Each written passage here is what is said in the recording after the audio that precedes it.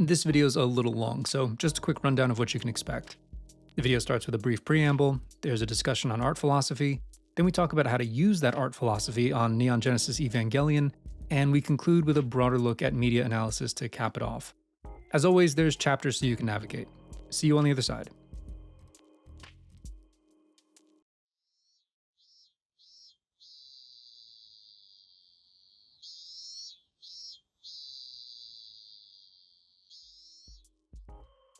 One of the hardest parts of my editing process is cutting content. A tug of war between thorough and expedient plays out, and sometimes it goes on until the final render. I'm guilty of being too expansive in scope, and eventually I have to get the old chainsaw out and pare things down a bit.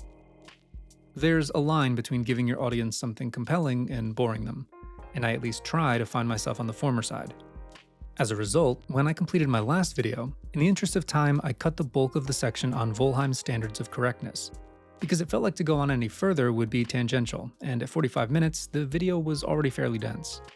Now, at the risk of jinxing myself, my comment section is shockingly good. Despite the internet usually being a sounding board for a variety of mental maladies, I've been pleasantly surprised that one of the consistent trends in my comment sections is that nearly everyone engages with the content, and more often than not, I get thoughtful responses, even if they disagree with me. But this time, of all the feedback I've gotten on my last video, one comment got me. Who's that Pokemon? It's a seagull. And yeah, it definitely is. While I was happy that someone else shared my concern, I realized this paired well with the bit of content that I cut. Now I know what you're thinking. He's just repackaging cut content so he can drive his numbers up to get monetized. The rabbit duck has a somewhat paradoxical problem. Taken at its intention, this is meant to depict a rabbit or a duck. That's what the name tells us, and almost every discussion surrounding the rabbit duck operates under the presumption that these are the two things the audience will be in conflict over interpreting. In theory, this is supposed to be a duck, but it really doesn't look like a duck. I'm more prone to seeing the rabbit because, at least to me, of all the things that this could be, a duck isn't one of them. If anything, this really does look more like a seagull. And that brings us back to Volheim.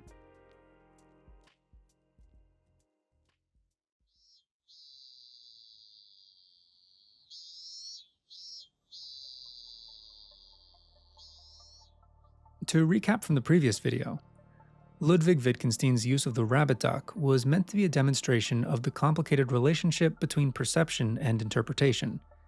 He called these methods of seeing, labeling them seeing that and seeing as.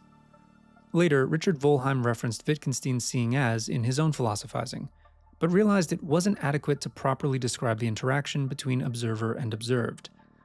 Volheim wanted something more descriptive, something that could better explain how we judge whether our interpretations of an artwork are legitimate.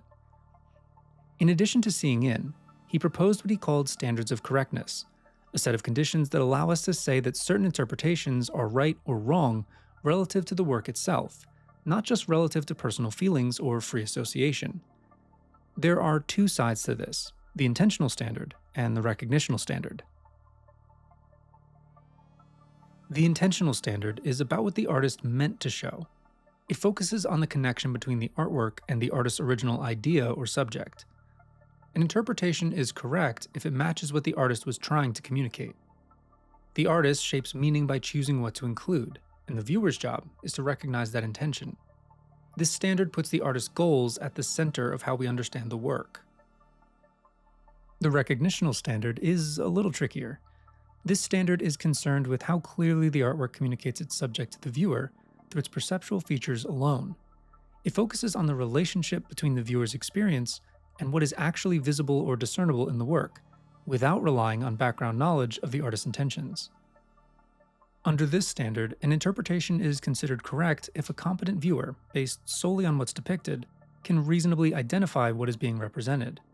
This means the artwork must offer enough visual or structural cues for the subject to be recognized on its own terms. If these cues are too vague, misleading, or poorly executed, the recognitional standard begins to fail, because the work didn't clearly convey what it set out to show. In this case, the artist may have intended one thing, but the artwork itself supports another. And that shift gives the viewer room to more freely interpret, reinterpret, or even misinterpret what they're seeing. These two standards often align, where an artist's intended subject is both conceptually clear and perceptually accessible, but they remain analytically distinct. An artwork may fully satisfy the intentional standard by expressing a well-defined aim, yet still fail the recognitional standard if it lacks sufficient visual or symbolic cues for viewers to perceive that aim in the absence of outside guidance. Conversely, a viewer might correctly identify something in the work that the artist did not intend, so long as the work itself independently supports that reading. Volheim illustrates this dynamic with two examples in Essay 5. In one, he describes a 16th century engraving, where some viewers see a dog curled up at the feet of a female saint. But closer inspection, through iconography and composition, suggests the animal is actually a lamb. This reading aligns with Christian symbolism and is more plausibly the artist's intent. The viewer who sees a dog isn't necessarily being unreasonable, but their interpretation ultimately fails both standards. The artist meant to depict a lamb, and the image, properly understood, supports that. In Volheim's second example, when looking at Holbein's portrait of Henry VIII, a viewer sees Charles Laughton, an actor known for playing the king. Despite superficial similarities, this reading fails the recognitional standard. We know that it would be impossible for Holbein, who lived in the 14th century, to depict Laughton. He clearly intended to depict the historical monarch, and the painting was commissioned as such. The correct response is to recognize Henry VIII, not an actor, even if personal associations briefly interfere. But this raises a key question. What happens when the artist's intention isn't adequately supported by the artwork's own properties? Suppose the engraving genuinely looks more like a dog to most competent viewers, or Holbein's portrait is rendered so poorly that it no longer resembles the king. In these cases, the recognitional standard is not fulfilled, and the audience is no longer obligated to read the work according to the artist's intention, because the cues required to do so are missing or ineffective. This creates an interpretive gap, an ambiguity rooted not in viewer error, but in the artwork's own failure to adequately communicate. Now, importantly, this doesn't justify anything goes interpretation. A breakdown in recognitional cues does not license random or purely subjective readings. It simply shifts more interpretive weight to what the audience can reasonably extract from the work itself. Viewers must still ground their interpretations in what is perceptible within the frame of the work, even if they're untethered from a failed authorial aim. In this way, the recognitional standard affirms that interpretation is not merely personal reaction, but perceptual accountability. When the artist succeeds, interpretation is constrained. When the artist fails, interpretation becomes more open, but not unrestricted. This brings us back to the problem with the rabbit duck. In theory, we're meant to toggle between seeing a rabbit and a duck. That's the designed ambiguity. But if viewers are more naturally inclined to see a seagull instead of a duck, the image isn't fully succeeding. The duck interpretation fails the recognitional standard. The features meant to evoke duck aren't strong enough, or are shaped in ways that more strongly suggest seagull. The rabbit reading may still succeed under both standards, but the duck is a misfire. The ambiguity remains, but it becomes unintended. Rabbit versus seagull, not rabbit versus duck. While often cited as a clean case of perceptual ambiguity, the rabbit-duck image is, by Volheim standards, somewhat broken. It exposes how fragile visual and, by extension, media communication can be. A slight change in how a beak curves or a head tilts can shift perception beyond the bounds of intended recognition. And this matters. If the recognitional standard can fail so easily, it reveals that ambiguity isn't just about multiple meanings. It's about whether the intended meanings are even available at all. So where else can we see this? For our purposes, and since this audience skews more anime-oriented, let's use an evergreen example.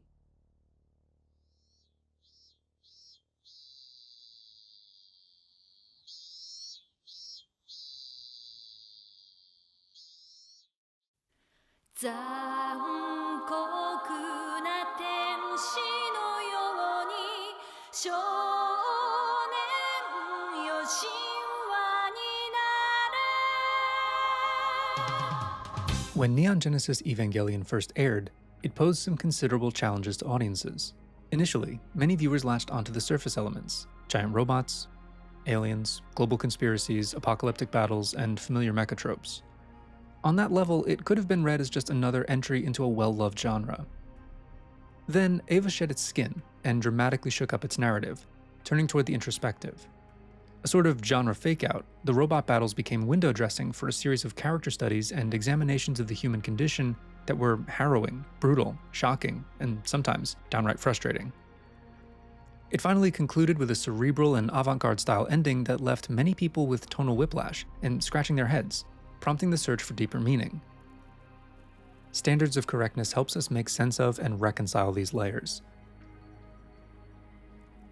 Part of choosing this example is that Evangelion offers a remarkably well-documented case to use for our intentional standard. Hideaki Anno has been candid in interviews and production materials about the psychological motivations behind the show. After struggling with depression and creative burnout, Anno sought to make something more introspective, a personal, uncomfortable exploration of the human psyche. He deliberately disrupted genre conventions, using the visual language of mecha anime as a kind of Trojan horse. Nothing in the show follows the path of traditional anime heroism. Instead of a cathartic victory, we see characters, especially Shinji, Asuka, and Rei, trapped in emotional claustrophobia, repeating cycles of trauma, shame, identity crises, and isolation. Seen this way, the series, filled with interpersonal conflict, psychological breakdown, and existential dread, builds naturally to an ending that rejects traditional storytelling. Its abstract, nonlinear climax feels like a fitting conclusion, rather than a break from logic. Anno wasn't simply being opaque or surreal for its own sake. He was trying to represent an internal psychological reckoning. The world we get is the world born out of us. The story becomes a triumph of will over oblivion as Shinji rejects human instrumentality, leaving us with something more narratively complex than a story of the good guys punching the bad guys into submission. Not that there's anything wrong with that. The true battle, the desire to continue existing despite the pain of existence, is where the victory is won. According to the intentional standard, then, the correct reading of Evangelion foregrounds these psychological and philosophical concerns. Interpretations that stay grounded in the surface-level framework, that deride the show's character vignettes, or dismiss the ending as nonsensical, fail to account for what Anno was actually trying to do.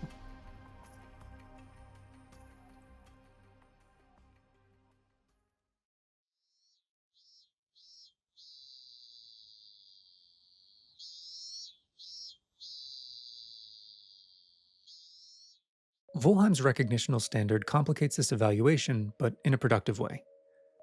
As we discussed earlier, this standard asks not what the artist intended, but what the work itself communicates through its perceptible features, what the audience can reasonably recognize. Evangelion is rich with layered, sometimes contradictory cues. We're given giant robots and alien invasions and intense action scenes. These are not accidents, they're visible features that support an interpretation grounded in genre spectacle. Great time and care is put into them, they're directed with a cinematic eye, and they remain some of the best East Asian animation has to offer. To stop there, however, would be to ignore other powerful, recognizable elements. The show's increasing use of psychological montage, its prolonged scenes of silence and stasis, its stark shifts in animation style, and its final episode's departure from cold temporal logic into a quasi-Cartesian dream space. These elements signal that something deeper is at play, a breakdown of reality in service of internal exploration. But these elements can also be used to arrive at alternative conclusions about the work. For example, take the religious imagery. Crosses, angels, crucifixions, the Dead Sea Scrolls, the Lance of Longinus. These symbols invite metaphysical or spiritual readings, even if Anno has insisted they were mostly aesthetic choices. It's hard to ignore these elements, they're not arbitrary either. The angels are not just called angels. Most are assigned names inspired by angelological traditions found in biblical, apocryphal, Kabbalistic, and Gnostic text. In episode 22, Asuka does battle with Arafel, and when it invades her mind, she hears the choral section of Handel's Messiah, an explicitly religious hymn.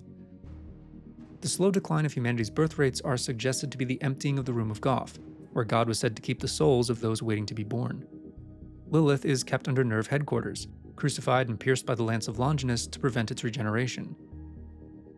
End of Evangelion is even more explicit about its biblical imagery, as Shinji and Unit 01 are crucified on a modified version of the Tree of Life, complete with the Sephiroth. The ending is not subtle either. Evangelion presents us with a perverse Eden. the world returned through brute force to an inverted prelapsarian state. Shinji, effectively a new Adam, and Asuka, a new Eve, sit on deserted shores, awash in red rather than the classically lush garden. We're led to believe that humanity will recreate itself from the LCL if they desire, and that it's Shinji, and by extension Asuka, whose rejection of instrumentality will facilitate this in a sort of reverse fall. And while Anno was aware of everyone's misunderstandings, it didn't stop him from including more biblical imagery in the Rebuild series, such as the Gates of Hell, the Calvary Base, or the Golgotha object. The new character Mari's name is Mary transliterated, linking to either the Virgin Mary or Mary Magdalene, but also uses Judas Iscariot's surname, evoking a strange juxtaposition with its own religious thematic weight, depending on what tradition you look at. Oh, and, the show's title. Neon, New, Genesis, beginning, but also the first book in the Bible, and Evangelion, the name for the New Testament, typically translated as good news. These elements, of course, form a doctrinally incoherent blend, a syncretic mixture of Christian, Judaic, Gnostic, and Kabbalistic symbols. Eastern media, especially anime, is famous for its appropriation and recontextualization of religious traditions, which often results in theologically dubious usage.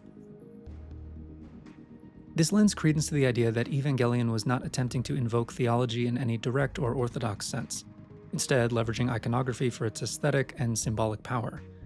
The creative team appears to have drawn freely from Western religious traditions for visual and thematic resonance rather than doctrinal accuracy.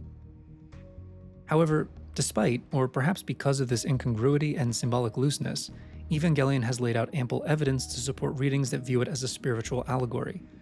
And if a viewer can reasonably demonstrate a coherent reading grounded in these motifs, especially by pointing to recurring formal, symbolic, or thematic cues, then that interpretation would pass the recognitional standard. Others might find in Evangelion a stark commentary on transhumanism.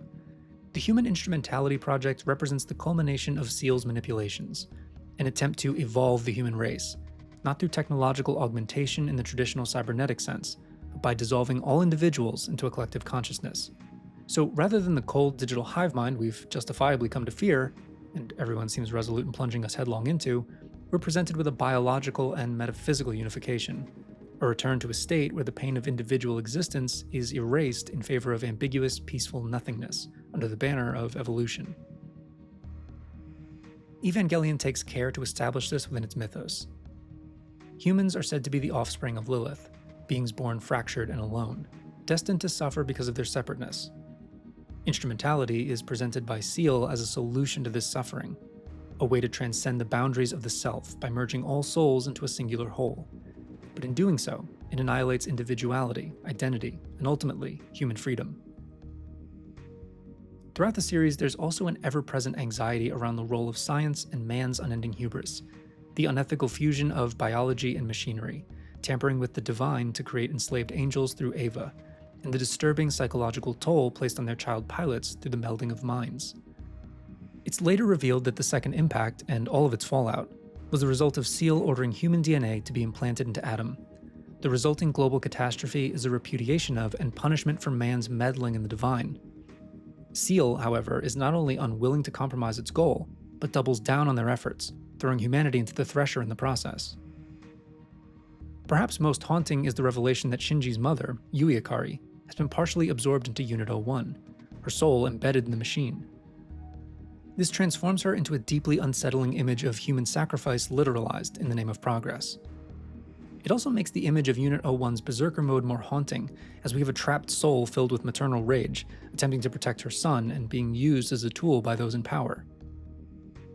A similar fate is suggested to have befallen Asuka's mother, and we see the cycle perpetuated by Nerve in their willingness to sacrifice Rey's clones over and over, as well as compromising the well-being of other Eva pilots.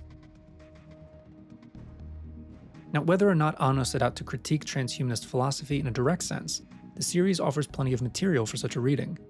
Shinji's eventual rejection of instrumentality, his desire to exist as an individual despite the pain it brings, can be interpreted as a rejection of ideologies that seek to erase the self in the name of collective advancement.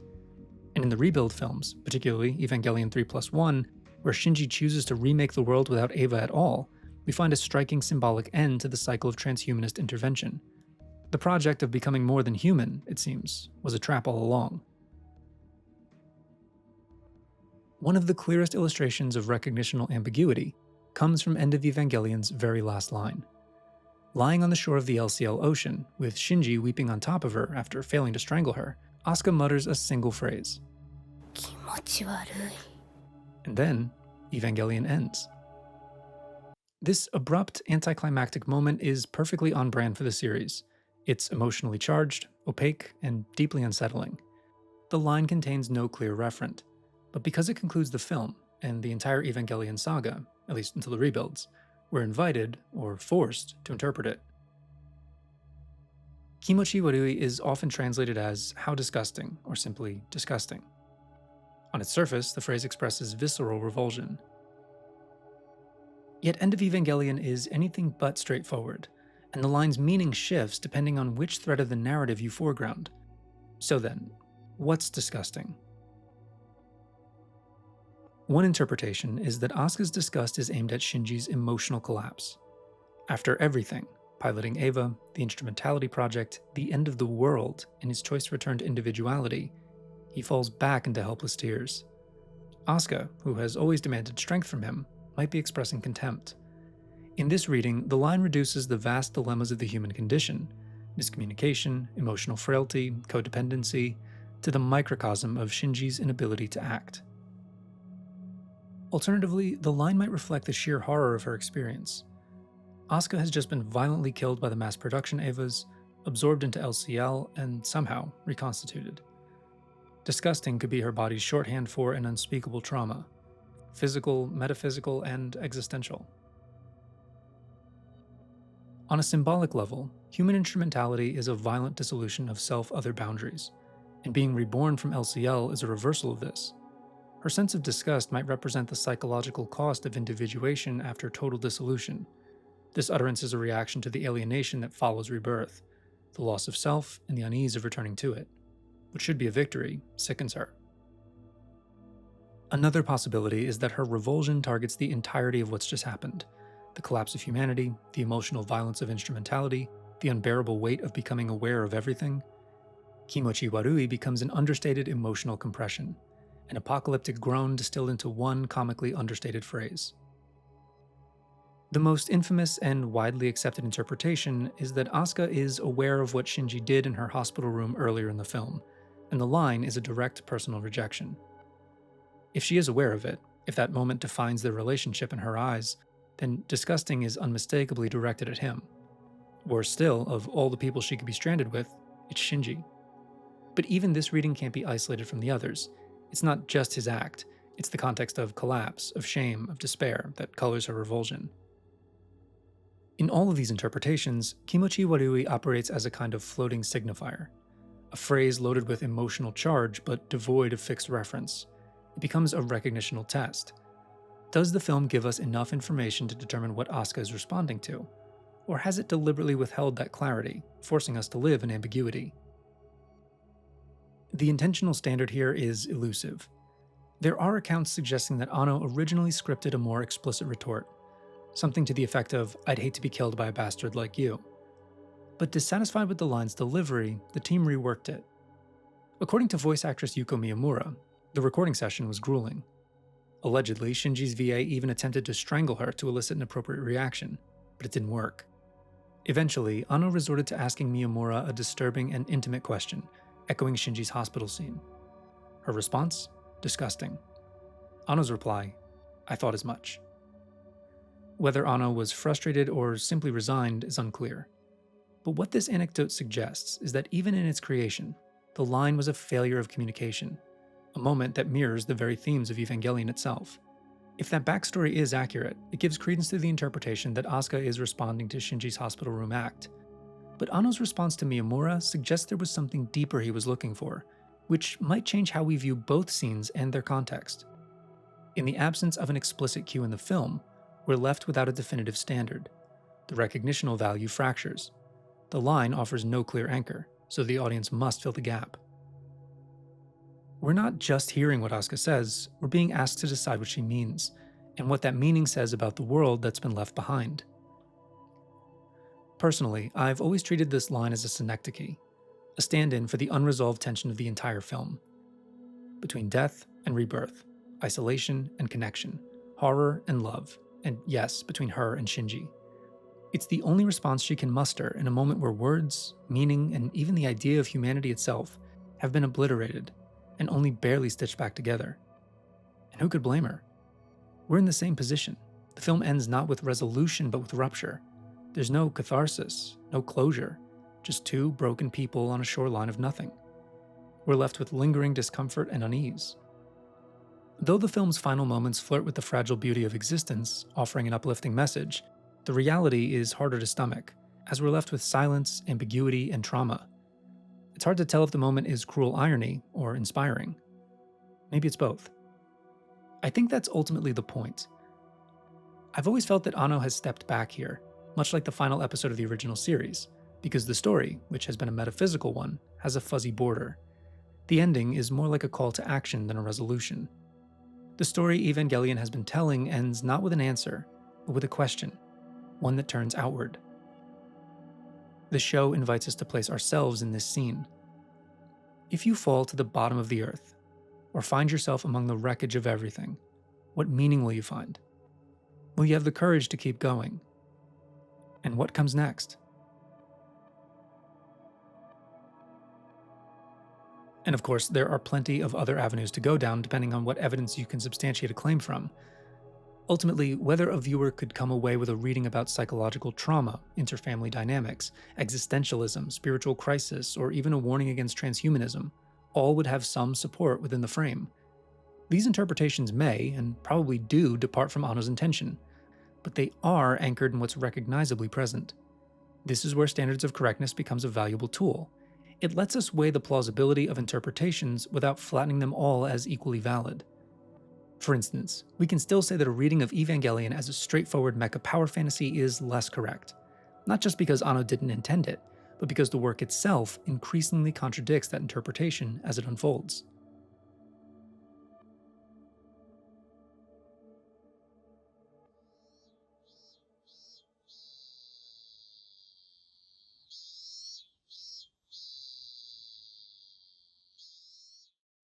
Despite popular beliefs about the subjectivity of art, the recognitional standard suggests that it is possible to fail at it, or at the very least, to fall short in degrees. Artistic success isn't defined solely by technical skill or aesthetic refinement. Many powerful works are rough, unpolished, even clumsy, but they communicate, they reach us. One of the most essential measures of success in art is how effectively it conveys meaning. Art is, at its core, a form of communication. And when an artist fails to convey their ideas, intentionally or not, they leave behind confusion, misreading, or interpretive voids. The artist's intention matters, but only insofar as the work itself supports it. A creator may have a clear vision, but if the work doesn't actualize that vision in a comprehensible or compelling way, interpretation slips from insight and into noise. This isn't to say that all misreadings are the artist's fault, but some common failures can be traced back to breakdowns in artistic communication. It's how we wind up with songs about stalking played as romantic first dances at weddings. But now we're left with a question. In the event that the recognitional standard fails, at what point are viewers permitted to have their own interpretation, provided it's visible within the frame? Or put another way, what's a healthy threshold for interpretive support? This is an important and nuanced question, one at the heart of the clash between responsibility and unaccountability in media interpretation.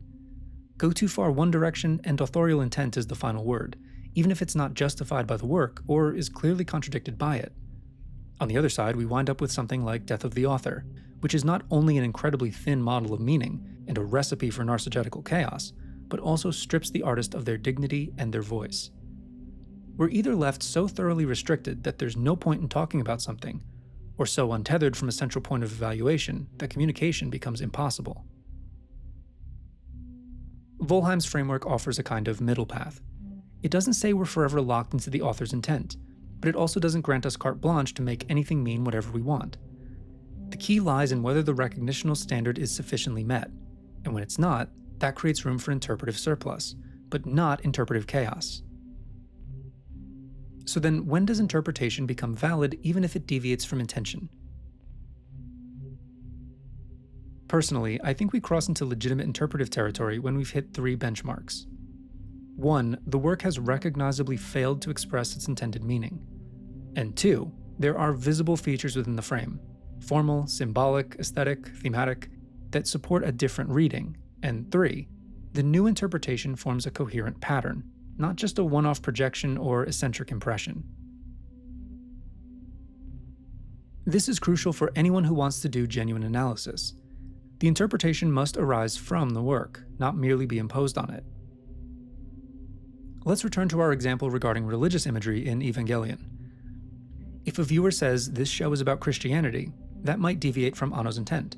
But it's not baseless. The crosses, the angels, the sacrificial motifs are all there within the frame. Even if Anno was purely driven by aesthetics, they still carry cultural meaning that viewers can latch onto and unpack. The interpretive threshold is crossed when those symbols form a consistent internal logic or resonate with deeper structures in the story.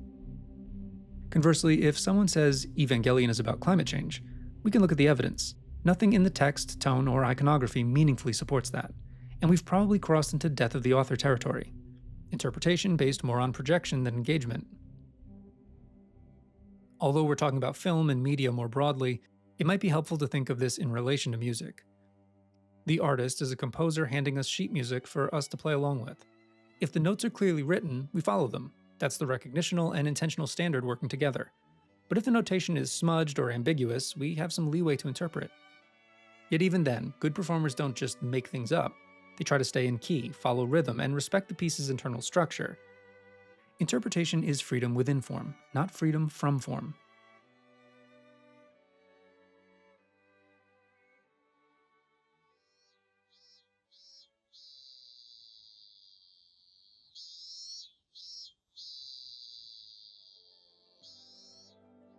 When sitting down to work on this video, I didn't choose Evangelion arbitrarily. At its core, Eva is a story about the difficulty, and maybe the impossibility, of truly connecting with another person. The AT field, that invisible barrier of the soul, is both mechanism and metaphor. It protects us, but it isolates us too. Art lives in that same fragile space. The tension between recognitional and intentional standards isn't just theoretical, and it's woven into the very fabric of Eva. Just like Shinji reaching out, artists extend themselves through their work, hoping someone understands. And like the characters in Eva, we, as viewers, try to reach back. Even if we never fully succeed, the effort matters. That's where recognition and intention meet, not in perfect alignment, but in the act of trying. Interpretation is never perfectly objective. We all bring our own bias and perspective, but Volheim's standards of correctness gives us a practical way forward, one that respects both the artist and the audience. It challenges us to consider the artist's intentions, their voice, their context, and to pair that with our own perceptual experience, not as a way to flatten meaning, or to dissolve all opinions into this amorphous ocean devoid of it, but to individuate it and deepen it. To engage with art responsibly, to listen, to look closer, and to ask, what is this work trying to say, and how well does it say it?